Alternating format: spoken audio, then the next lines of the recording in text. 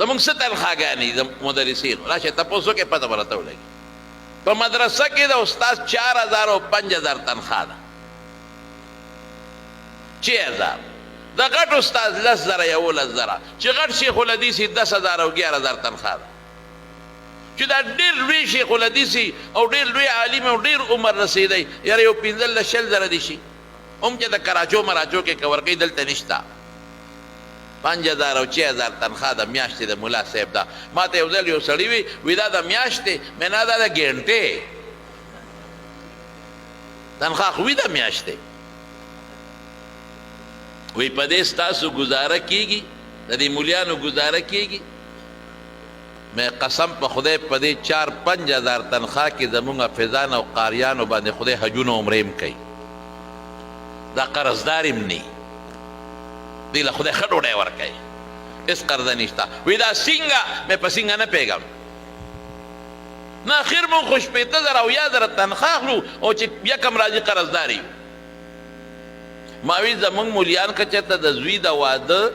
خرچو کې او ډېرې پیسې ولګي اسراف وکړي نو قرضداري به شي یا ځان له پوخ کور جوړ کړي نو قرضداري به شي لیکن په ډوډۍ باندې نه قرضداري کېږي په جامه باندې نه قرضداري کېږي په دې 4-5 هزار کې به د خدای جونه عمرې کوي وی دا څنګه مې په څنګه نه پوهېږم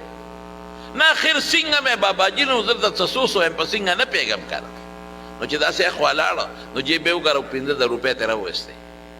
نو واپس راغی نو مال یې راکړې مولوي صاحب دا زما را طرف نه تاله تحفه ده دا جیب کې واچوه ما وی ښه مې باباجي ورې مې تا وختي څه وې وی ما وی چې دا څنګه مې دا څنګه ستاړه کې خدای واچوله ستا جیب نه یې راویسته زما جیب ته یې دننه کړې دا څنګه شو ته وایې دا مولیان د لوږې مري آها ماشاءالله ډوډۍ خو موږ خوړ تاسو څه خوړل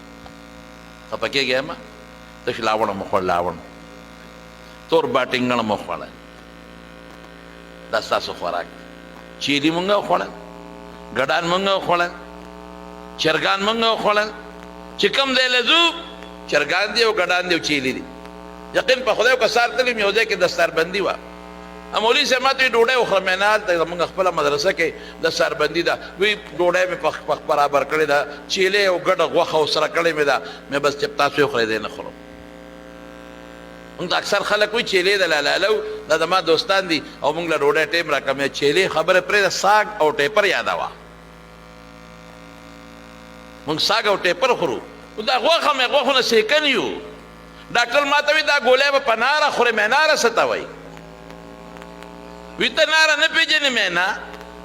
نه وایي چې سړی اوږي که نه مې زه اوږې نه یم زه هر وخت د خدای په فضل موړ یم اوږې به تی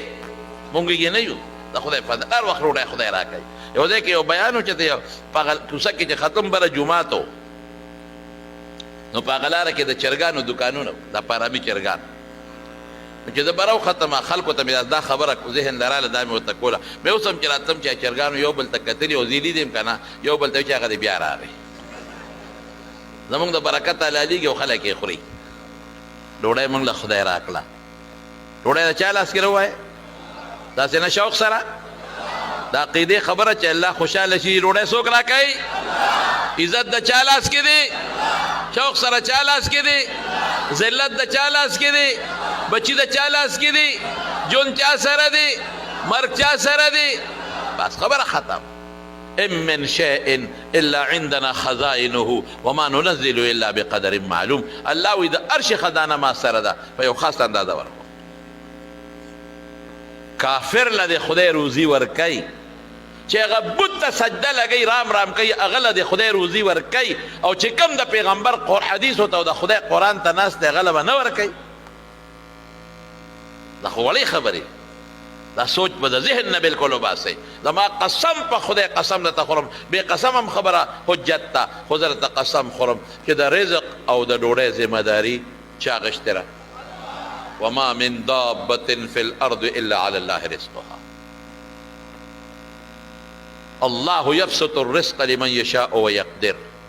رزق فراخول و تنگول زما کر دے اللہ ان الله هو الرزاق ذو القوة المتين دا خو معشوم مریم و مریم پټینه چې زکریا علیہ السلام په چته تجرنده به ور سره د پسې بار واچولا او چې را بغي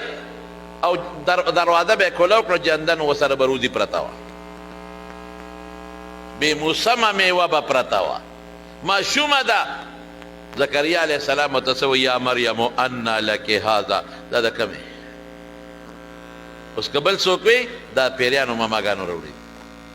دا د غیب عالم راوړلی دي زه خو نیم خبر هغه ماشومه څه وایي هغه پوټینی قالت هو من عند الله دا د الله را طرف نه دی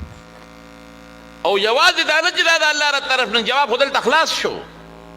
دا د کومې دي الله نه جواب خلاص شو بیا هغه ماشومه څه وایي هغه پوټینی ان الله یرزق من یشاء بغیر حساب ای زکریا پیغمبره چې خدای وغواړي چاله بې حسابه روزي ورکوي كم عاقل عاقل أعيت مذاهبه وجاهل جاهل تلقاه مرزوقا هذا الذي جعل الأوهام حائرة وسير عالما لحرير زنديقا أقل من بي روزي بمخي ودي بو بسيوي اسبني جاهل او ناپويه به یو لاس خپې به په روزه کې ډوبې پرتې وي ووایه اوس روزي د چا لاس کې را داسې نه شوق سره داسې نه شوق سره دا شی پرېږدی چې زه به بچي باندې به علم وکړم ډوډۍ به د کم ځای نه دا نیت مه کوئ چې دا علم پې دې له کوم چې ډوډۍ ورته میلو شي علم د خدای د رضا دپاره کوه ډوډۍ به دله خدای ورکوي روزي به خدای ورکوي عزت به خدای ورکوي